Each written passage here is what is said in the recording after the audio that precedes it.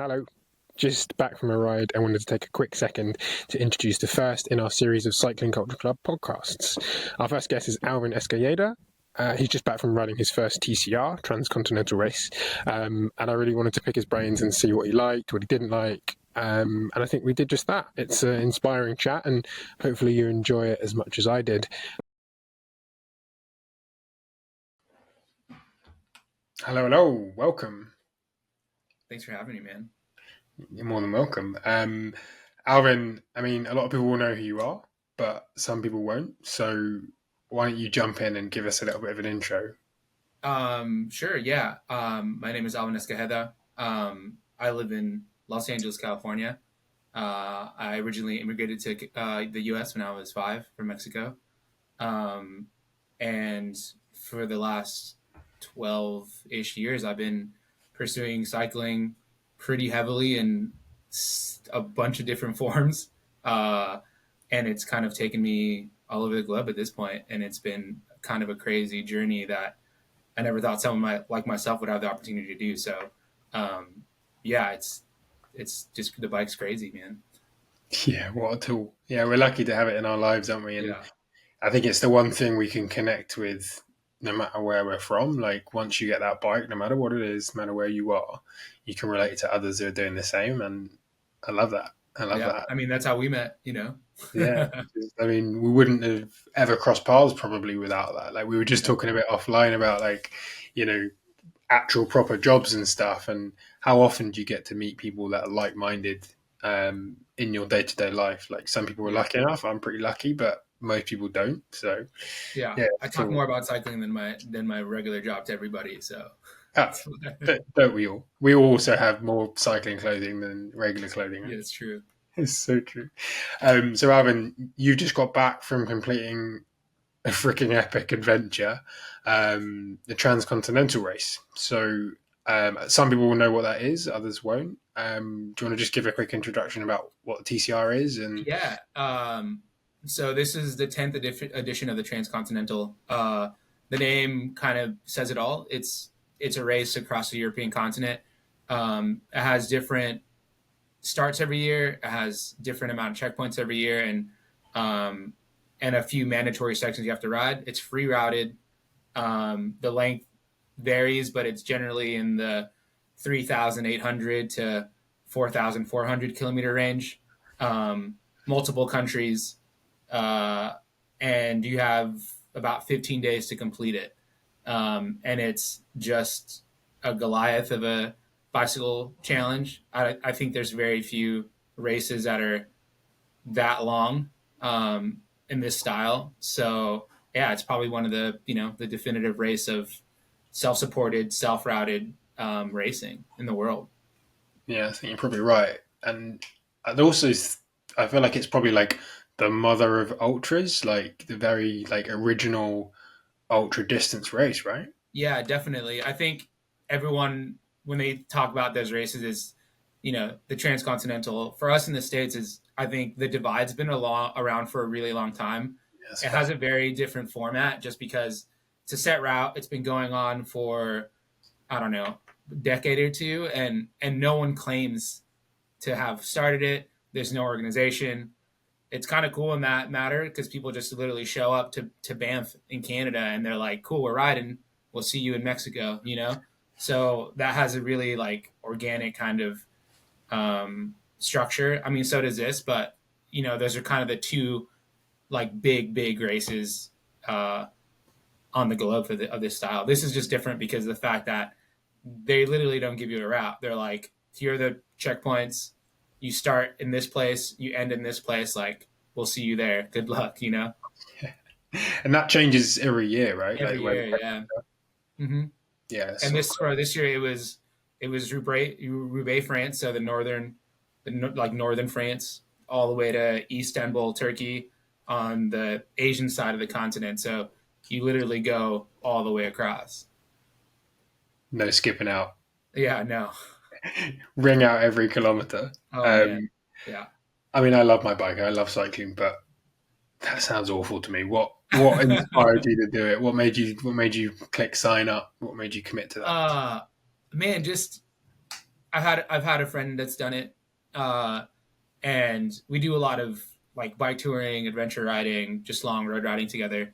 And it always happens that something comes up. He's like, "Oh, during TCR this, during TCR that," and I've done quite a few other like off road races. And the one thing about a lot of those races is they're a lot. Most of them are on the shorter side, 1,000 kilometers. So you're done within 3 to 4 days, and for me that's kind of where you get stuck in and you're like, oh man, I'm doing this. Like your body is like ready, and you're really getting in the groove, and then you finish and you're like, oh man, like I was just getting in the rhythm. And yeah, the idea of TCR, like getting stuck in and being out there for like 2 weeks, and just like really like getting to that, like, this is my life, this is what I'm doing. You're solely focused on moving the bike and keeping going. And just like just the thought of going that far and crossing that many countries, like your imagination just goes wild with what you're going to see, what it's going to feel like. So as soon as I saw that the route, and now it's just like, this is going to be like, I'm signing up. I You have to get approved. It's a whole thing. You get to take a little test.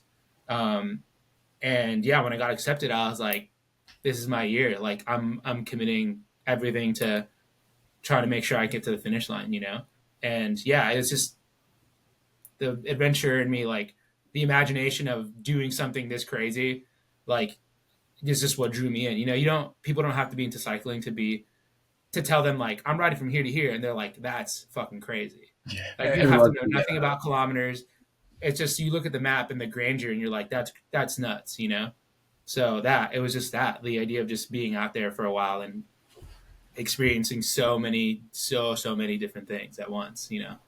super cool. Tell me about the test. uh it's kind of funny.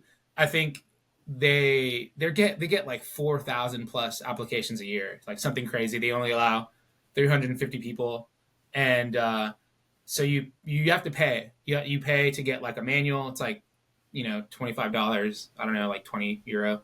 And you just take a little like Google Docs test. And I don't really know how much merit they put into it, but it's random things. And mostly what I gathered from it was like an example question was like, they had a bunch of coordinates like in a thing, and it just says, where would you find water? And they give you coordinates, and you're like, how like what?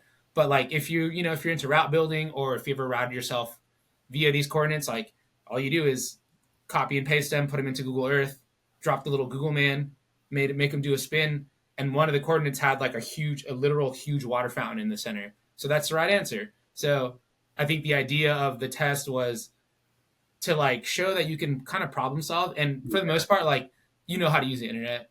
Like that was like all the answers, you can literally copy and paste the question, and the Google will just tell you.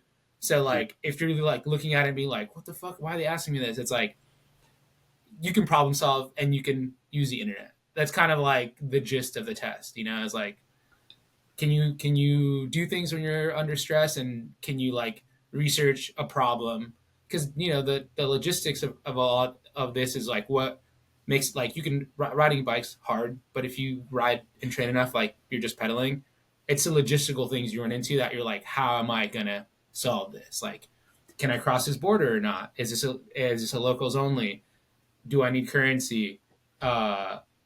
If you get like pulled over or something, like talking to police, like, so there's a lot of random small logistical things that like are you going to encounter, definitely, and you just have to know how to figure it out. And that's kind of what the test is based around.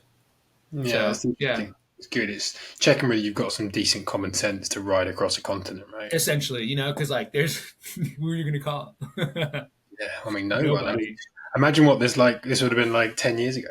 The first. Dude, I know. Oh man, I met a dude a few days before the start, and he's done all 10. He's finished all 10.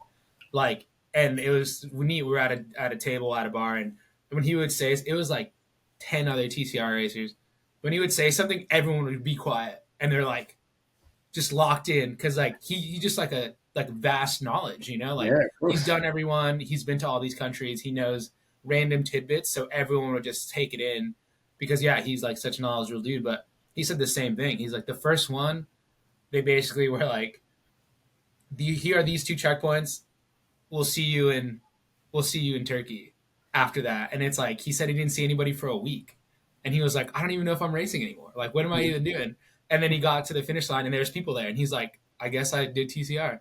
But yeah, like, you know, less good smartphones, less good head units for navigation. Like, it had to be such a crazy feat, and it's so much cooler to think about it, you know, 10 years ago. But yeah, we're lucky that we have all the crazy gadgets to make it so much easier.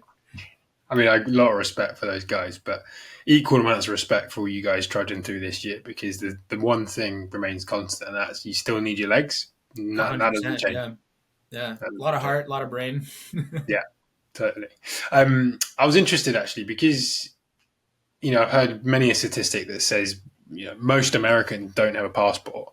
So for you to travel to Europe and travel across Europe, probably hit more European countries than most people. Yeah, what's that like? You know, how does that feel? Man, so cool. And that is funny because that's an unfortunate statistic. I'm one of the ones that definitely has one. It's almost full. I'm proud to say I have like 3 years left on it. But it's neat, you know. I was thinking about it, and you know, I've only have ridden in Europe briefly. I've done 2 Red Hood crits there, which is like you do 45 minutes on a city circuit. Like, no, like, was sick, but like that's not like actually riding in Europe, in my opinion. And so like to get to do it this way was such a crazy experience. To be like, I've never done 100%, 120% brand new, unknown everything. So it was just neat. Like, you're kind of just in tourist mode. You're like, I have no idea what I'm going to see. So the unknown of it was what was really neat for me. It was what caused me the most anxiety before I got to TCR. And then when I started racing, the unknown what made me be excited, because I was like, what am I going to see today? What's going to happen today? Am I going to sleep in a ditch today? Am I going to sleep in a hotel? What am I going to eat? You know, so like, and everybody says, you know, the race doesn't start until you get to the Balkans. And that's when you officially leave the European Union. And that's when you do have to start doing proper border crossings. Like there's a time when I was in Austria crossing into the Alps, and I was like, am I in Italy or Austria? And then my dad called me, and he was like, son, like, are you okay? Like, you're back in Austria. And I was like, holy shit, did I leave my tracker? I was like, am I? Did I leave my tracker? And I like freaked out because like this whole time I thought I was in Italy. But it's like, you have no clue. Like, you're literally just crossing in the EU, like country by country, and not even knowing. So it was one of those funny moments where I'm like, this is insane. Like, and then 10 minutes later, I was in Slovenia, and I'm like, this is like, what? It was just like, but yeah, like, you know, when you start doing the official crossings, that's when it really starts changing, you know, the landscape, the people, the culture. And that's when you really kind of start changing too. You get a little bit more rough and rugged. So do the countries. And that's when you start getting stamps. And that's when you really start being like, holy shit, like I'm out of what I think is most people's comfort zone, right? Like the West, like it's pretty, even for me as an American, like it's pretty normal for like stuff that I see in my daily life living in LA. You know, obviously there's a lot of differences, but it's still pretty West and you know, similar. It doesn't feel too far out of the normal. Yeah. And then that's when things really start to change. And that's when everyone's like, this is when the race starts. It's like when you get to your first border. And that's when then that's like, you know, that was for me 5 days, 6 days in, 5 days in. And you're like, okay, this is like, I'm doing TCR now. But yeah, I mean, in the end, it was 13 countries, I believe. Wow. That's a lot of stamps. Even with the European ones, so you don't get none in the EU. The first one was in Bosnia, and then from there it's like every border is a stamp. Yeah, that's amazing. What a story to be able to tell someone, like the story of the stamps. Yeah, it's incredible. And it's like every time you go, you're like, it's just like an exciting moment. You know, you're like, especially because, you know, it was my first time getting one, doing like a lane crossing, I guess, like a pedestrian crossing, like, which is also neat. You know, like you just blast to the front of a border checkpoint. Everyone's like looking at you, and then you roll it to the guy, hand him the thing, and by that point, you know, there's been handfuls. If you're not the front runner. There's handfuls of cyclists that have gone through in the border patrol. They're like, they look at another kooky guy with a cycling kit with a bunch of shit on his bike, and they're like, yeah, whatever. Like another one of these guys, like keep going. They don't even bat an eye by the 70th person they see. So it makes it super easy. Yeah, it's really cool. It's really cool. I think it'd be rude not to talk setup a little bit. Sure. What your bike takes a hell of a lot of a battering in an event like that. Tell us about your setup. What did you ride? What worked? What didn't work? Yeah. So I ride for Cervelo, and they were gracious enough to give me a bike to help them with their launch of a new like endurance all road bike, the Caledonia 5. So it was super cool to have like a one of one unreleased bike, and I got it fairly recent to the start, and it got beat up for sure. Like it's in the shop right now because the tires got roasted, but I got zero flats. The I went completely through the brake pads. Like towards the end, I was like not even stopping. But yeah, I had like this all road style bike with like 32 mil tires that worked perfectly. I mean, it's a road event, but you end up ultimately getting on off road sections, and they make you ride a pretty gnarly off road parkour, which is essentially pretty hard up here gravel style riding, or like some people would say mountain bike riding. And yeah, I'm very big on comfort, just because I feel like I can do most things if I have just a shred of comfort with me. So I had rain gear, which I ultimately got rid of my pants because I just wasn't gonna. It didn't rain a drop. I used my rain jacket a couple of times, and to what most people, when they saw it, I had a very, very decent sleep setup. I had a bivy, I had a pad, I had a pillow, I had a summer bag, and yeah, just enough clothes to be comfortable in any scenario. And I was. I slept on the top of the highest point of the race, and it was amazing. It's probably one of the coolest places I've ever slept, and it was because I had a proper sleep setup. And I didn't use it very much. Other times I just threw it on the side of the road and lay down for an hour or two. But it was nice. It was worth. I'm like, it wasn't worth it to carry it for that long, because you end up sleeping inside a lot. If you want to spend the money, and the comfort is just it's you can't beat it. You end up the next day riding so much better. But yeah, I think my setup was 100% dialed. I think if anything, I would take a little bit less clothes, but I'm going over my pack list now, and I think about it. I'm like, I don't think I would have really changed anything. Like one thing that I do go hard on is spares. I worked at a bike shop for a long time, so I know how to fix most things. So I feel like if I can fix it, I'm going to carry it. To me, it's worth it. Especially like coming back to being from North America, like it's hard to go out there and not kind of give yourself the best opportunity to succeed. Like a lot of people go out with like nothing, no setup, and I'm like, y'all are crazy. But I think about it, and I'm like, you can just get on a train and be home in a day. Yeah. You can scratch, and like, yeah, it's tough to bite the bullet and be like, like I'm gonna scratch. You get on a train, you sign up next year. It's not a big deal for most people that live in Europe, but for me, it's like, this is a huge investment. I was there for almost a month, so like I have to give myself the best opportunity to succeed. So I end up bringing slightly more things, but I would still say I was like in the middle of like, this is like the front runner is like absolutely nothing on their bike. I was kind of in the middle, I think. Other people were like full touring mode, which is great. I don't know how it fared for them, because the weight does matter. Takes its toll, right? Distance, yeah, definitely. But yeah, I think I was in the middle, and yeah, I wouldn't change anything, I think. It's pretty impressive. Your first like transcontinental, and you don't feel like your setup needs any tweaks. I mean, that's testament to probably the riding you've been doing. I guess the terrain in the US is pretty rugged and demanding. Definitely, yeah. I think a lot of it is just just experience, and like doing a couple of training tours, and just knowing what to bring, and just trusting your stuff, trusting your gear. Yeah, I mean, yeah, there's not a lot of things like that. Probably nothing I would change, really. I would just bring less things, Less things. It's one good. less jersey or one less shirt or something, you know. When you realize that smelling just becomes a non-issue over that You distance. just don't care, you know. You just like, honestly, the worst part of this race was you're just kind of wet all the time, and it's not because it's raining. You're just sweaty, you know, and you kind of never get dry, and you smell like dirty laundry, and you stop caring.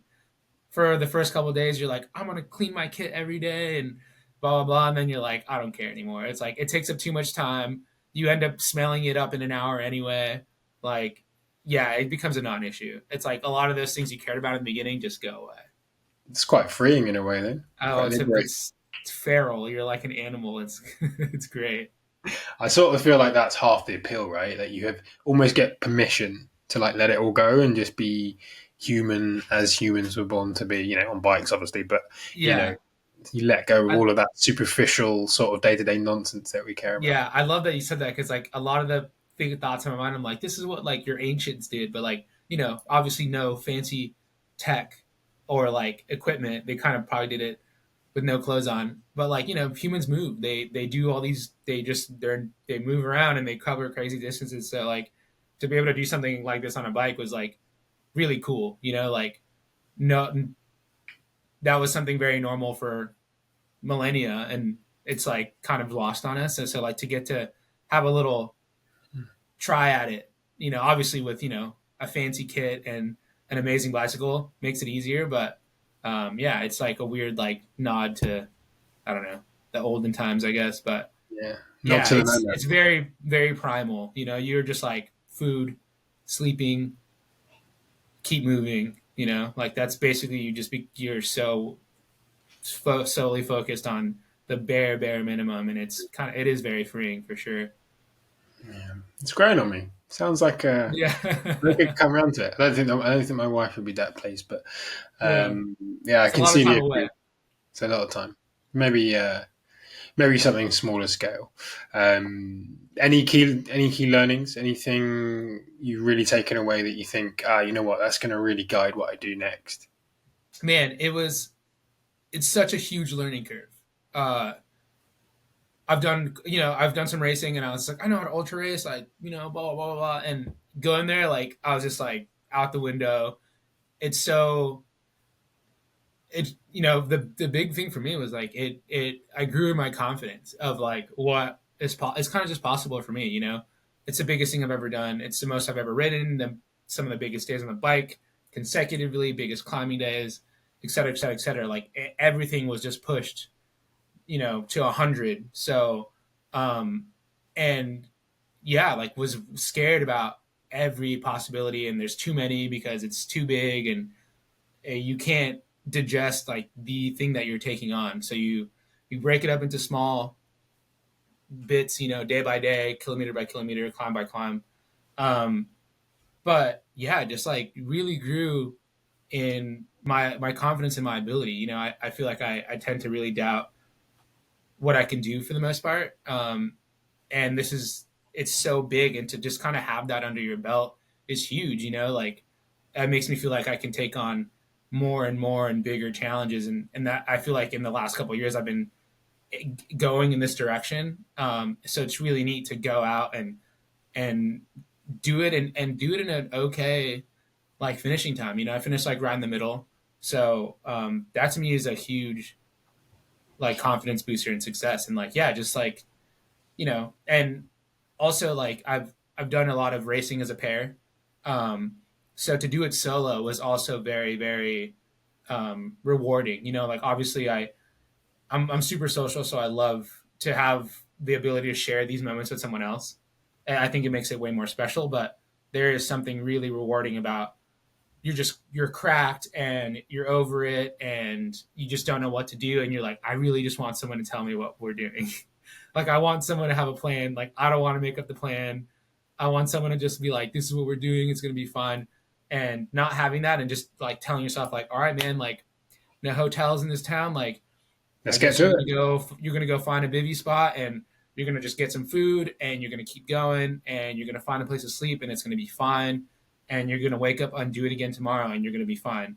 So like really like having that self-belief and making yourself get through it, because I think it's a lot harder, and it's the confidence and in yourself is you learn a lot about what you're capable of. So that's a big Yeah. lesson for me for sure. That's amazing. I mean, what a brilliant thing to be able to take away, and a life lesson at, still a young age. How old are you? I'm 32. Yeah, Yeah. so young, man. To be able to learn something like that about yourself at 32 is, yeah, that's great. Yeah. That's It's something that stays huge. with you forever, Yeah. right? Yeah. And it's not just in cycling, it's in a lot of aspects of your career, whatever you're into. Like you can just be like, I can do this. Like this is fine, just like, you've been in worse scenarios, and you just like, it's going to be okay. You got Yeah. this on your own, you don't need to. And I have a great support system and network and friends and that I can reach out to, but it's always nice to just be like, I got this right now, like I don't need a lot of help. So it's really nice to take that from TCR for sure. Yeah, that's good, man. I love that. Love it. Um, we could end it there, and there's quotes galore. It's great. Tell me what's next. Doesn't get much bigger in terms of distance, but what's your next big thing? Yeah. It's funny. I usually have an answer. I don't right now, which is great. I'm still just taking it all in, kind of. I'm excited. I just got the news that this race that I've been wanting to do in Japan is happening next year, so that's far in the future. But that looks to be like a big goal for me in 2025. We have some other stuff that me and a buddy that who was also there at TCR with me. We kind of hosted a big kind of ride through Death Valley last year. We had a couple people from Europe come, and it was like a 10-person, caravan through the desert, and we were there for a week. We do in January. We're hoping to make that happen again this year. It's called Death Loop, and we might hopefully turn it into a race this year as well. So just some stuff that has me not riding, which I'm excited about because we just want to do something different. So some non-riding stuff, some more organizing stuff. To kind of bring some of this adventure kind of off-road stuff back home. Yeah. And yeah, for now, just like spending time at home, it's as much as I love being out there, like, you ride through like a million villages and everyone's just sitting down and like being still and like with their friends and with their family. And you're like, I want that so bad right now, and I'm getting it now. So it's really nice. So yeah, just hanging out for the time being. I mean, if for us, it's gonna be desert season soon because winter's coming, and it's nice I want to drive my truck and sleep in it and do some non-bike things for a little bit. So yeah, I'm excited to kind of change it up. That it is such a huge investment time wise to get ready for. I mean, I spent from January on just like every kind of free time I had was like go train, go ride, and for hours a day. So I wasn't not a lot of spare time to just do nothing. So I'm excited to do kind of nothing. Yeah, don't blame me. I don't blame you at all. Yeah. You mentioned Deathloop and that sort of Death Valley race, and giving something back in terms of organisation. I'm going to pick at that a bit because I feel like there are people in all walks of life, but also in cycling, definitely, who need a bit of guidance, need a bit of opportunity to, as you have, to find yourself and find themselves. Yeah, I'm interested, like that sort of community who are going and, riding that loop and maybe racing it, do you see others, like us? And if not, how do you think we can widen that pool, not just with that race, but, globally? Man, I feel like from my experience, it was just someone that just took a chance, that took an opportunity on me to be like, I like what you're doing. I have a little bit of support in my own way. Like I want to share that with you. I want to help you out, get to get to a race or get to a ride, and I think it starts pretty small. I think we saw with in 2020, like everyone was like DEI and all these initiatives, and I feel like they were thinking they're in in the right, they meant well, but I think they're like too expansive and start like too top down. And I feel like that doesn't really work. I feel like it really starts with a couple of people deciding to help each other, and like it just takes one person to help one person, and then they get to the next level and they inspire more people. And then hopefully they get the opportunities and they have the support structure to be like, I'm going to take someone on now too. I feel like I'm in a place now where I feel like I have a bit of knowledge and I want to share it. And I want to like, there's some kids here and some groups that I'm like, I want to help y'all out. Like I can give you what I have and help you out with stuff to like, even if it's just one person, and you can kind of change their perspective on riding and what's possible for them. And I think it's just a trickle down in that effect, like putting a bunch of money at the top and helping people do the right thing with it. I feel like it generally doesn't do much, I think it's really starts from individuals just sharing and talking about what's possible for themselves and inspiring other people that way. Cause it's like, you never know, someone can look at you and be like, I never thought so-and-so did this, or you could do this, or this is possible for me. And that's kind of sometimes all it takes. And yeah, I don't know. Like, I think the individual contribution goes a long way, even if you just take someone aside and be like, hey, do you need help with this? Like, I got you, like, what do you need? Like, I got you, Yeah, totally. No, I really hear that. It really resonates. And yeah, I mean, the message to anyone who ends up watching this, but it doesn't have to be grandiose action. It can be small. It can be meaningful, and it can make a difference. Yeah, because I think a lot of people, were like waiting for some huge brand to be like, here's a bunch of money, have fun. And it's like, that's not going to happen. I'm sorry. No. And it doesn't always need to, right? It doesn't always have to be what it ends up. Yeah. So much can happen with no money, with people, with community. Yeah. Just like, I really believe that. Bringing people in, taking someone on a ride, small things, I think go a big way to, because it's like, you show someone something one time and then hopefully they kind of are on their way from that. It's kind of what happened to me. And yeah, someone kind of gave me the tools to make things happen. And then from there I was inspired to just keep on going and keep making it happen, and I met the right people along the way that believed and helped me, and it got me to where I am. So that was my experience, like a couple people showing out and being like, what do you need? What do you want to do? Yeah, no, it's really good. I suppose my impression of what you do over at Team Concept is very much in that sort of vein. I might be wrong. I might have a different read on it, but I'd love to hear a bit about that team and how that came about. And I know it's a big part of your current riding and stuff. Definitely, I'd love to, as part of this series, like spotlight some of the communities globally who are doing interesting stuff in this space. And I think, why not start there? Yeah, I mean, we're gonna be 10 years old next year, which is crazy for me. Wow. I was, I'm one of the original members. I now kind of manage a lot of the communication between us and the sponsors.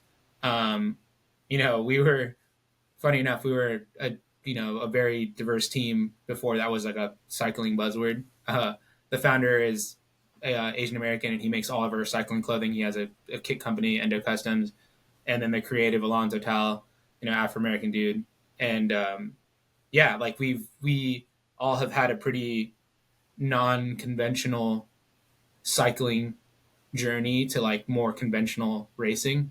We all started with like fixed gear and messenger culture and alley cat culture, and weirdly found ourselves all racing road at the same time. And we just kind of they decided they wanted to do something with these people that kind of didn't fit in with the norm at the time. We started a team, and we, we've grown and we've changed a lot since our roots as just a strictly road racing team. And I think that's kind of been the beauty of what we do, and a lot of the success I think that we've had and the longevity is that we have grown as, the industry grows and things change and times change and we change, right? As riders, like, I was solely focused on criteriums and I haven't raced one in 4 years or something like that. But yeah, the team's always been based on kind of like some individuality and kind of being non-traditional and just expressing yourself via the bike. Like end of the day, like everyone on the team, we're all friends. We all have this passion for cycling, and individually, we all have different things that we're into in terms of how we ride, and but we kind of have the freedom to express ourselves that way, and that was always kind of at the core. It's like we started because we're slightly different from the traditional road cycling team, and now we have a lot of freedom to express ourselves that way, and yeah, it's been such a cool thing to be part of. It's been 10 years. I got on when I was 23. So This yeah, is wild. it's crazy. Yeah. I mean, I bet you never thought it'd be where it is, but I No, do think that's testament to the people involved, right? Like, definitely. I don't know all of you, but I've met Alonso, and Mhm. he seems a bit like a force of nature as well. So with the pair of 100%. you, Yeah. you guys Yeah. are going to He's achieve a lot. done so much creatively in the industry and has had so many different positions, and like just his creativity and his eye, and Bobby Endo with the kits and the design and the style. Like, I think all those things combined just like helped us be, we're not prolific winners by any means, but I think we we definitely make ourselves be seen and heard when we're somewhere, and I think that goes a long way. Um, and yeah, it's just been an amazing journey, especially just like having a lot of support and with sponsors and things like that, and mostly just having like the freedom to like continue to be like, you have to do this, you have to do that. It's like, no, you guys are this kind of free roaming entity of individuals, so like whatever you're doing, that's great, keep at it. And it's been amazing. It's given me the freedom to pursue a bunch of random things, especially now, like ultra cycling is, it's blowing up and it's awesome, but it's pretty weird, in terms of traditional cycling. So yeah, it's really nice to have a lot of freedom for sure. Yeah, it's cool. I mean, I bet I'm looking at your Red Hook crit Oh poster in yeah. the background and thinking, it's a 45-minute fixed gear crit, and now you're riding cross country on a loaded Yeah, bike. That's I pretty mean, different. yeah, 100%. And before that it was just like alley cats and you know scavenger hunts and random shit. So yeah, it's like, it's been a crazy progression of trying a bunch of different things at different times, just because it was like, this is what I'm into right now, and I have the ability to do it, and it's a super huge blessing for sure. Yeah, cool. No, listen, I really appreciate you coming on and just, shooting the breeze and talking about stuff and taking us through that journey. I think it's super important for representation, and, you know what I'm trying to do with this, and Yeah, for sure. boost diversity in cycling. And I think that starts, as we've discussed, like with small gestures and with small moments. And you never know the interaction that leads to someone's, eventual taking up of cycling or some other endurance sport. Hell, Hmm. and not here to discriminate on sport either, but I had one question I wanted to finish with, and I plan to ask this to everybody who sits here. So, if you could give one piece of advice to a rider from an underrepresented group, what would it be?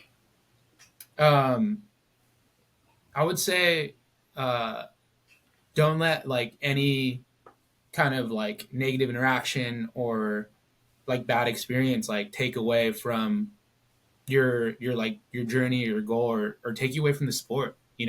I think, um the sport being what it is, like, being the minority, underrepresented, like you're potentially ultimately going to have one. Like, it sucks, but and it could really easily make you be like, fuck this sport, I'm out. It almost happened to me. And yeah, I think, what you're doing, even if, I'm not a professional, but, and a lot of people probably that are listening aren't, but it's like, it's still important what you're doing. It's still something that ultimately you like to do, and it's important for you to just continue to keep trying at it. Like, ultimately this is just a fun thing to do, and if it brings you joy, uh, that's all that really matters. And some, um, yeah, someone's probably looking at you and being like, that person's doing that, that's cool. And the more people that are doing it, the more, you know representation there is. Like, I was one of the three, riders, Latinx riders at TCR. Like, for such a big race, like, that's wild. But um and I'm not winning anything, but I was there, and it's you can see it, and people get stoked on it. So whatever your journey is, like, don't let this random small things you might experience or hear like take you away from just being there and enjoying it. Thanks, Alvin. I love that. I'm feeling inspired already. So I really appreciate your time and your energy. And congrats again on TCR. Absolutely amazing experience. And hope we can do more with you over the years. Awesome. Thank you. Thank you for having me. That was a great chat. Cheers. Take care. Later, man.